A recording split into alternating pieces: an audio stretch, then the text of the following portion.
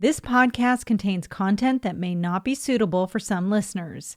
Listener discretion is advised. Be sure to head over to thecrimeshack.com for all available episodes, merchandise, and show notes, and subscribe to us for free wherever you get your podcasts. As you know, it takes a lot of research and time to keep this podcast going. You can help this show by purchasing merchandise, becoming a Patreon member for access to exclusive content, or just by buying me a coffee. Any support from my listeners is much appreciated.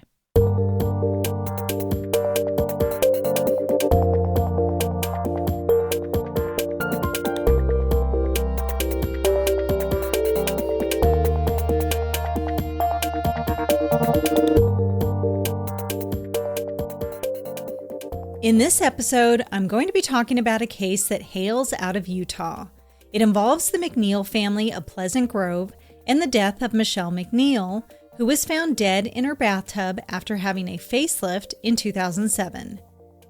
The death of Michele was ruled a natural death due to a heart condition, and someone almost got away with murder had it not been for the diligence of Michele's children. The MacNeills were the envy of those around them for their seemingly idyllic life. But this case reveals that some families and some parents are not as perfect as they often seem. 22-year-old Martin MacNeill met 21-year-old Michele Summers at a get-together in the Latter-day Saints Mormon Church in the late 1970s. Michele was a gorgeous, popular straight-A student. She was athletic, she played instruments, and was also a model. You couldn't help but turn and look when she'd walk into a room, and she quickly got the attention of tall, handsome Martin MacNeill, and the two instantly hit it off. Their relationship quickly escalated, with Martin professing his love to Michele and telling her that he couldn't live without her. In a shocking and kind of obsessive move, he even once pointed a gun to his head, telling her that he'd kill himself if she tried to break up with him. Michele brushed away that initial red flag, and the relationship continued. Although her family noticed something just wasn't right with this guy, the two eloped on February 21st, 1978. The second red flag popped up only 4 months into the marriage when Martin was arrested for forgery and grand theft. Before meeting Michele, he'd written about $35,000 in fraudulent checks and went on a spending spree where he bought diamond rings, furniture, clothes and shoes, and a year's supply of chocolate-covered cherries with the money. As far as why he did it, he claimed he didn't know. Said he didn't need the items, but just wanted to see if he could actually pull it off. He ended up serving 6 months in jail for that crime. You might be wondering why Michele didn't leave him at this point. She could have been embarrassed or ashamed if her marriage would have ended after just a few months. She could have thought this was old behavior of his and was simply just a mistake he made. Whatever the reason, she picked Martin up after his release from jail, and life continued as usual for the MacNeills. As they both wanted a large family, within 5 years the couple had 4 biological children: Rachel, Vanessa, Alexis, and Damien. And they adopted 3 girls from the Ukraine: Giselle, Elle, and Sabrina. They also would go on to adopt Vanessa's biological daughter, Ada. By all accounts, this was a loving, big, happy family. The MacNeill children adored their parents and had close bonds with both their mother and their father. Martin eventually obtained a prestigious career as a medical director in American Fork, Utah, and had previously been a practicing physician in Pleasant Grove. Aside from his medical background, he also obtained a law degree, but didn't actually practice law. He basically wanted the law degree so that he would be able to tell others that he was both a physician and a lawyer. He also was seen as an upstanding citizen, serving in his congregation at his church as a bishop. Even with his impressive resume and his community involvement, he wasn't really a likable guy. He was described by a lot of people, including his own children, as being arrogant and someone who enjoyed bragging about his resume. Even though he came off as if he was better than everyone else, others still saw him as a devoted husband and a loving father whose children idolized him. The life of the MacNeills seemed perfect on the outside, but as we know, what happens behind closed doors many times is a much different story. Martin and Michelle's relationship wasn't ideal, and their marriage had slowly begun to disintegrate over the years. Martin would make remarks about wanting a divorce and often threatened to commit suicide. He'd also threatened to kill Michelle with a knife after she caught him looking at pornography. Later on in the marriage, infidelity was added to their mounting problems, and Martin would go on to have at least a couple of affairs between 2005 and 2007. It's obvious things weren't the best in the MacNeill household, but they had 8 children to worry about, and Michelle was doing everything she could possibly do to keep the family together. As Martin neared closer to 50 years old, he began to feel the angst of middle age and went through sort of his own midlife crisis. He started to lose weight, go to tanning salons, and generally became obsessed with how he looked. In the spring of 2007, his focus on his physical appearance began to concern Michelle, and she confided in her now adult daughter Alexis about her suspicions that he might be having an affair. She asked Alexis if she'd pull her father's phone records from his phone while he slept. Being understanding of her mom's suspicions, Alexis accessed her dad's phone and printed out the records. That's when Michelle found out that her husband had been calling a certain number a lot. They found out the number belonged to a woman named Gypsy Willis. It wasn't long before Michelle confronted Martin about the woman and the calls. But instead of explaining himself and taking responsibility or even admitting to an affair, his response was to attack Michelle's looks, telling her that she was getting close to 50 and needed to do something about her own appearance. He told her that she should go and get a facelift. Because she didn't want her husband to leave her and really didn't know what to do, she half-heartedly agreed to the surgery, but wanted to wait because she was a little concerned about her high blood pressure and wanted to try to lose some extra pounds beforehand. Martin pushed her to move forward with the surgery anyways, and she finally relented, of course, hoping it would save her marriage. On April 3rd, 2007, Michelle went in for the facelift and was released the following morning. After the surgery, Martin made an odd request to surgeon Dr. Scott Thompson. In addition to prescribing Fernigan for pain and Ambien for sleep, he asked him to add Valium and oxycodone, 2 drugs that weren't normally prescribed to plastic surgery patients. Martin said the reason for this was because his wife didn't handle pain well. Thompson agreed to the additional meds because he trusted the fact that Martin was a doctor and that he knew how to administer the drugs properly.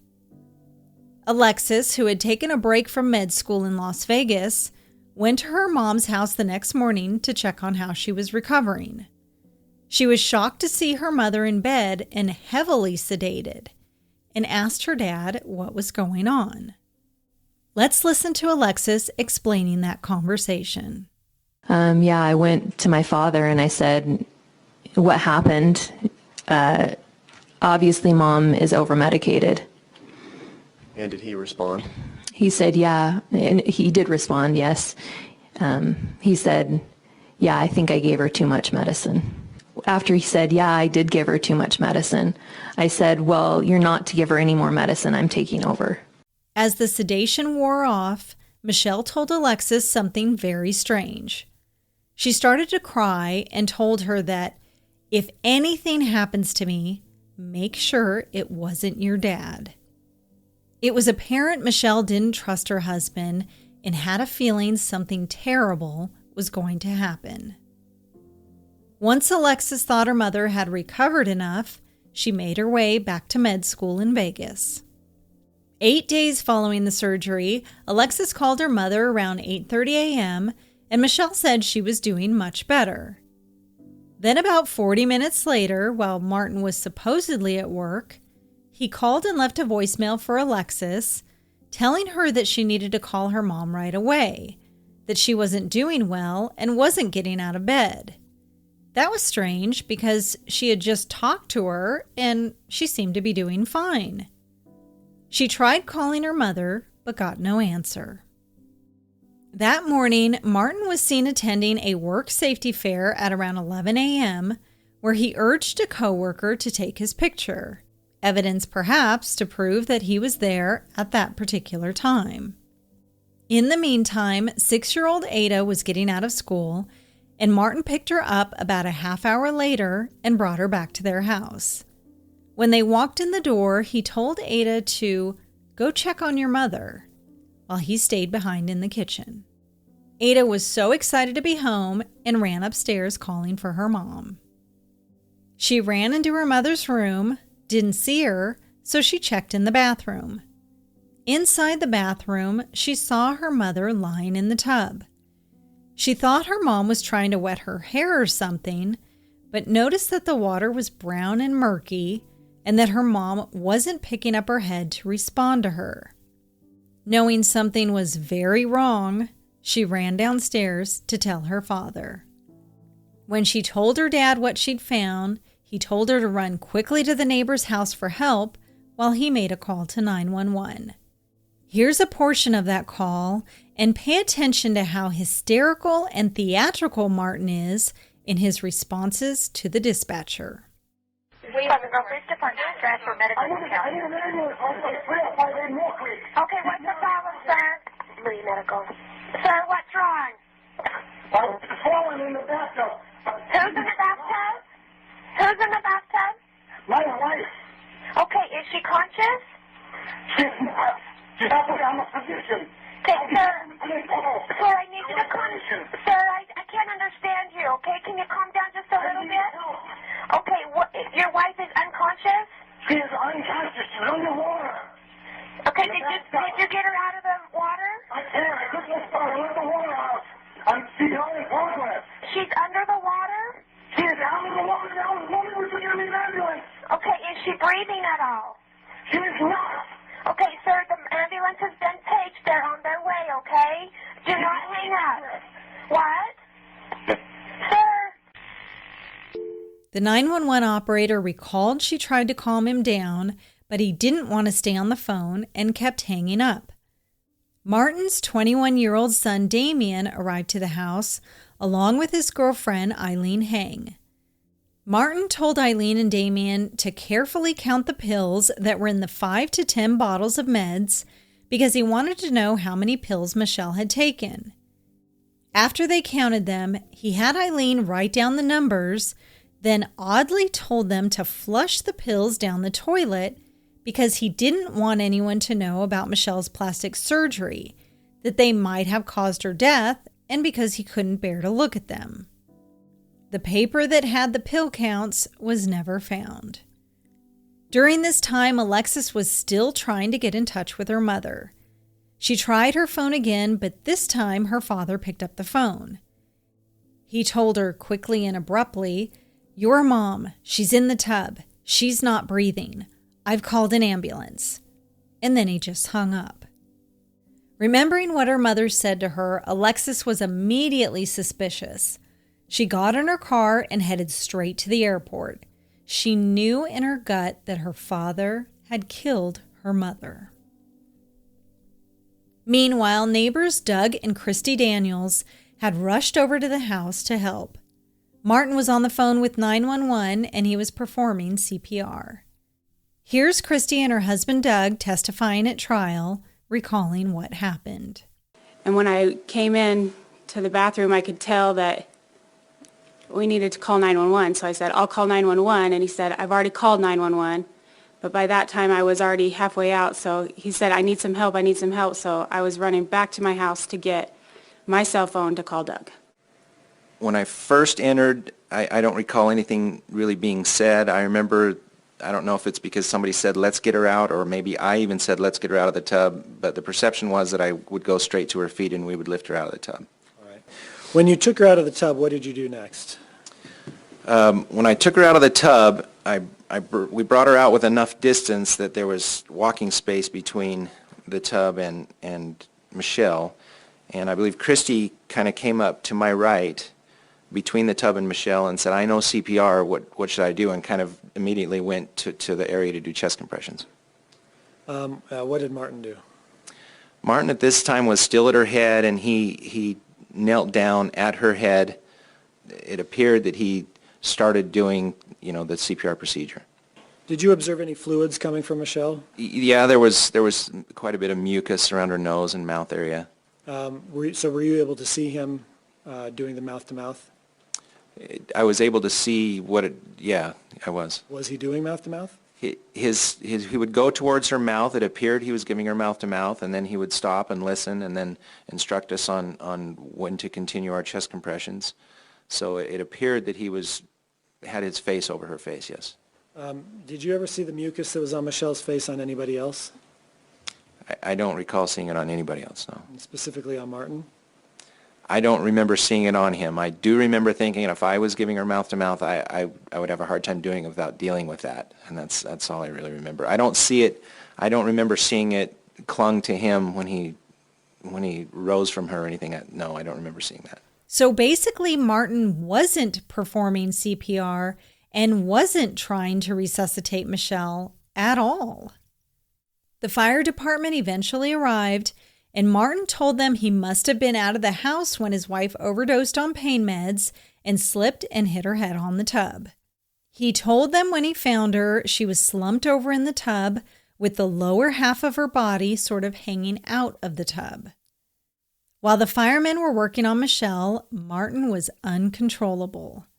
Mark Sanderson, the Pleasant Grove fire chief who initially arrived at the scene, described how Martin was behaving. He was so disruptive to the crew that as the fire chief, and it wasn't my responsibility to be the patient care person, that I actually asked him to come with me. I removed him from the actual patient care scene so that I could gather some information about what was taking place. Oh, it was concerning enough that I asked him to step away from what we were doing at the time. Martin was also yelling, Why would you do this? All because of a stupid surgery. He was so out of control that Sanderson had to remove him from the room. Alexis finally arrived at the house, and she wanted to count how much of the meds were left in the bottles to see how much her mother had taken, but then quickly found out that Eileen was told to flush them. When she asked her dad why he flushed the meds, he told her that it was, quote, making him too sad to look at them. Paramedics transported Michelle to the hospital, but she was pronounced dead on arrival. As soon as they got word about their mother, the MacNeill children all convened at their father's house. Martin insisted on explaining to his children what happened to their mother and how he found her in the bathroom, and Rachel talked about that moment in court. He showed you how she was found? Yes, he walked in, he was in the bathroom and then just went into the tub to show, bent over. I don't know. Okay. He said that my mother was she was under the water. He said that he couldn't lift her out. He said he had to get a neighbor's. He said that she must have fallen or hit her head, or, he was just kept repeating that the autopsy needed to be done and things like that. It was just, I didn't want to listen to any of what my mother just died, and just even showing me and talking about the autopsy constantly. It was horrible. I didn't want to know, and my mom was dead. A memorial service was held 3 days later, and who was in attendance? None other than Gypsy Willis. Martin spoke at the service, but instead of talking about his wife and reflecting on the memories of her, he chose to talk about how unfair life had been to him. Following their mother's death, Alexis and her sister Rachel told their father they could help look after the younger siblings. But Martin had other plans. Only about 10 days after Michelle's death, Martin invited a nanny to move into the house to help care for the children. The family had never had a nanny before, and when Martin called Alexis to tell her about the new nanny, Alexis was furious. My dad called me on the phone and said, Alexis, I've found the perfect nanny. I said, well, Dad, what's her name? And he started to say, he said, Jillian. I said, Dad, Gypsy Jillian Willis. I know that woman. I know Mom was worried you were having an affair with her, and you're not to bring her into this home.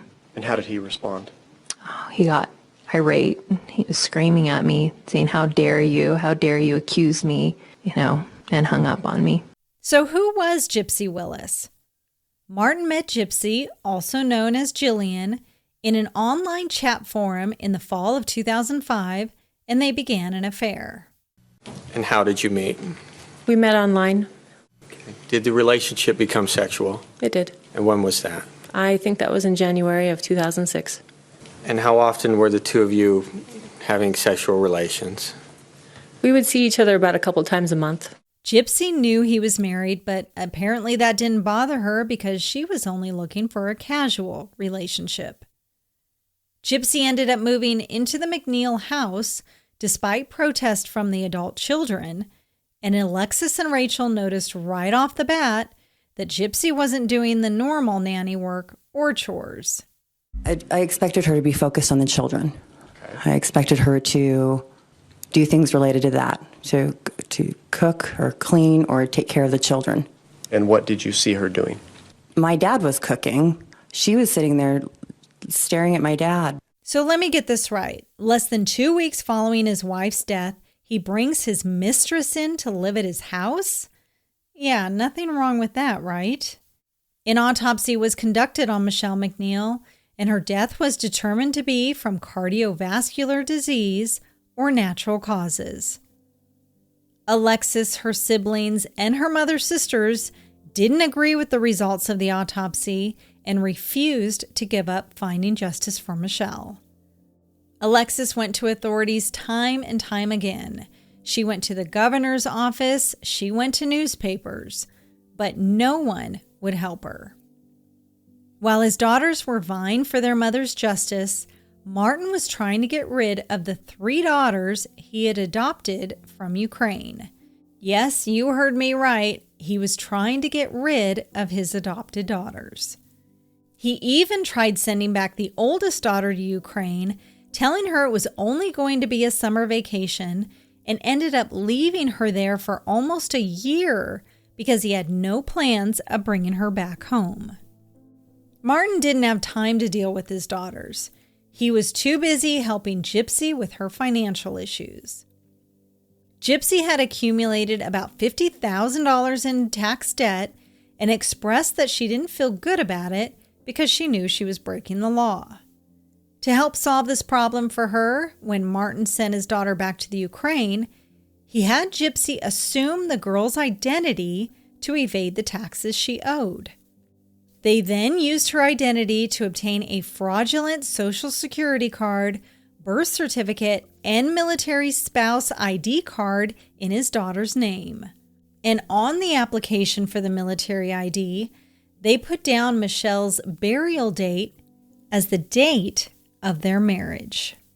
Michelle's sister, Linda Clough, found out that Martin had sent one of the daughters back to the Ukraine, so she sent her daughter, Jill, to go there to bring her back. It was a slick plan if it had worked, but the identity scheme caught up to them, and in 2009, Martin and Gypsy were indicted with counts of federal identity theft charges. Gypsy was sentenced to 3 years probation, and Martin got 4 years in jail and was released in 2012. In 2010, while Martin was in jail, a terrible tragedy would strike the MacNeill family once again. On January 16th, Martin and Michelle's 24-year-old son, Damien, took his own life by overdosing on prescription pills. Damien was a law student in New York at the time. Alexis and her family never gave up hope for finding justice, and 3 years after Michelle's death, the case was finally reopened. The chief medical examiner did another toxicology report, but this time they found that the combination of meds in her body could have contributed to her death. Her manner of death was changed to undetermined, and the cause to combined effects of heart disease and drug toxicity. Pretty shocking that Martin knew the exact combination of drugs to give Michelle that would both kill her and would also be difficult to detect after death. During the investigation, Martin's background was dissected, with investigators diving deep into his college and post-grad careers. The real truth behind Martin's past life was nothing as it appeared, and nothing of what he portrayed to his family. They discovered that Martin was a fraud. He had falsified 2 university transcripts to enter med school and also had falsified his application to law school. It was known he had joined the military in 1973, but it was also uncovered that he was discharged 2 years later after falsely claiming he was schizophrenic and was hearing voices. Because he put that down on the application, he was able to collect $3,000 a month in disability benefits, which he had received for the last 3 decades. 5 years after Michelle's death, Martin was charged with her murder. But the fight for justice wasn't over yet for the MacNeill children. Martin pled not guilty, so the case would have to go to trial, and the MacNeill daughters would have to testify. The trial began on October 17, 2013, and 4 of the MacNeill daughters would give emotional testimony against their father, retelling the day their mother was murdered and recounting that prior to that day, they had what they thought was a loving, close relationship with their father. Here's Alexis and Rachel at trial describing that relationship. I had a very close relationship with my father. I kind of tagged along with him a lot at work. Kind of went into medicine because of my father. He was someone who I loved and respected and relied on, and someone who I always wanted to be proud of me. Will you please state your name for the record and spell your last name? Rachel Renee MacNeill. Let me ask you a few questions about your relationship with your father growing up. You're the oldest daughter? I am. How close would you describe your relationship with your dad growing up? Very close. And why would you say that? Growing up, my father was my best friend. Very, very close to your dad. It's close to my dad, yes. A pre-recorded interview with young Ada was also played in court, explaining how she first found her mother in the bathtub. Martin's defense team's argument was that Michelle had overdosed on her meds, fallen into the tub, and drowned. Prosecutors contended that Martin killed Michelle in order to have a new life with Gypsy Willis. After deliberating for 11 hours, the jury came back with their verdict. We, the jury, having reviewed the evidence and testimony in the case, find the defendant as to count 1, murder, guilty. As to count 2, obstruction of justice, guilty. As the verdict was read in court, shrieks from Alexis and Michelle's sisters rang out in the courtroom. Martin remained mainly stoic, but nodded slightly after the verdict was read and told his lawyers it's okay. Martin MacNeill was given a sentence of 15 years to life with an additional 1 to 15 years for obstruction of justice. About a month after his conviction, Martin attempted suicide in prison but wasn't successful. And yet another bombshell was dropped when sexual abuse charges were filed against Martin from his daughter Alexis.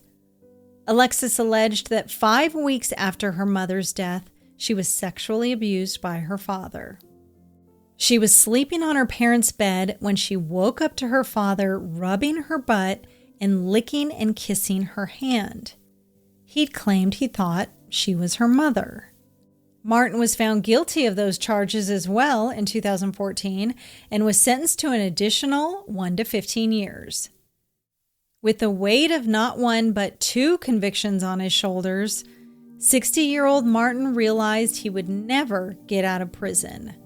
And on April 9, 2017, he was found lifeless in an outside yard near the prison's greenhouse. He had used a hose and a natural gas line to take his own life. In the end, Martin MacNeill couldn't fake his way out of his conviction. He couldn't fake his way out of his sentence, and certainly couldn't fake his way out of prison. He murdered his wife out of pure selfishness and left his family in shambles with seemingly no remorse or no regret. Thank you for listening. Please check out our website at thecrimeshack.com, where you can find links to all our social media platforms.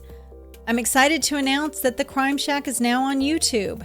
Be sure to check it out and subscribe to my channel. As a listener, there are many ways you can support the show by purchasing merchandise, subscribing to my YouTube channel, becoming a Patreon member for access to exclusive content, or just by buying me a coffee. Any and all support is greatly appreciated.